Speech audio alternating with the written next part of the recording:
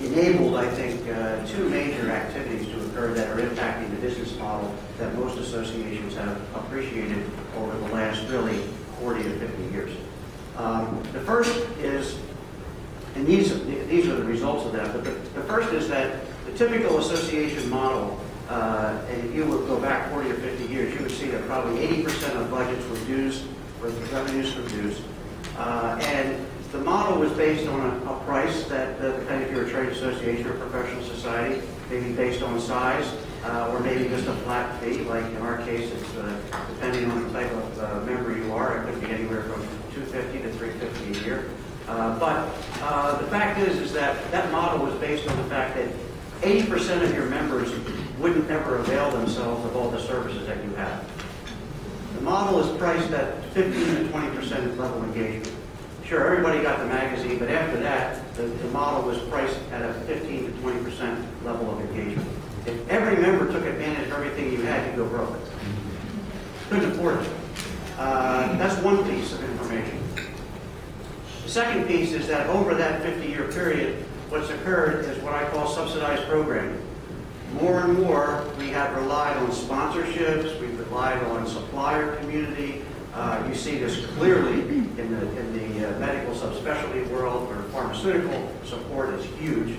And now that's changing. And so this is the whole issue of what a new normal sponsorship is, what a new normal advertiser is, what a new normal vendor relationship is I think really up for grabs right now. All this is being driven by technology.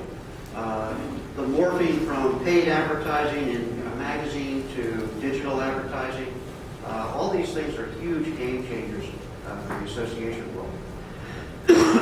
Excuse me. So, as we look at that, again, the business model around dues and the business model around subsidies, these are all now being challenged.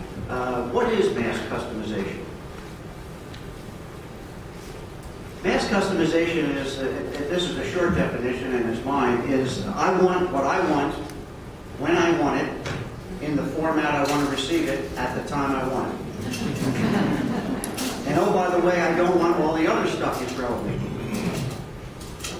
I don't want to know about the marketing program that you're doing over there or the other program you're doing over there. I only care about a couple of things that you have. And if you can't provide that to me, I'm going to go to a place that will provide it. That could be a for-profit place. It could be another not-for-profit place. And it might even be for free. So that is the world that we're dealing in when we talk about mass customization.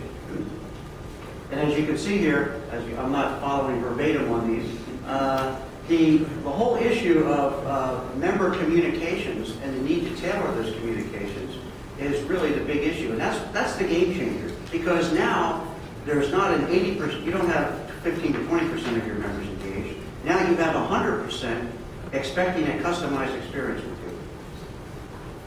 Now, is that happening today? Is that going to happen 6 months from now?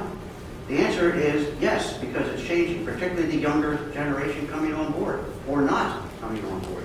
We'll talk about that issue in a minute. So you have this real phenomena happening around us that is causing associations to really look at their value proposition. And it's a changing value proposition. One of the things that we're experimenting with at ASAE is an application for an iPhone or a Droid called My ASAE, which if you push that, it'll drive content to you that you say you're interested in. But what it means is that we not only have to track what you say you're interested in, but we also have to track what your behavior is.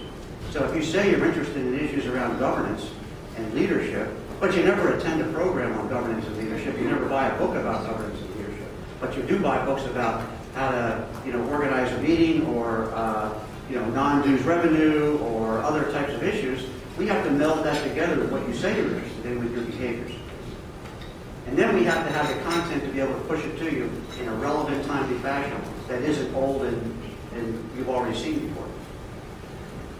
So it's a challenge, and it's a challenge for an organization large and small. It's not just that it's easy for a large organization because you have resources. It's hard because you really don't know what that customer wants. You have to get up close and personal with the customer.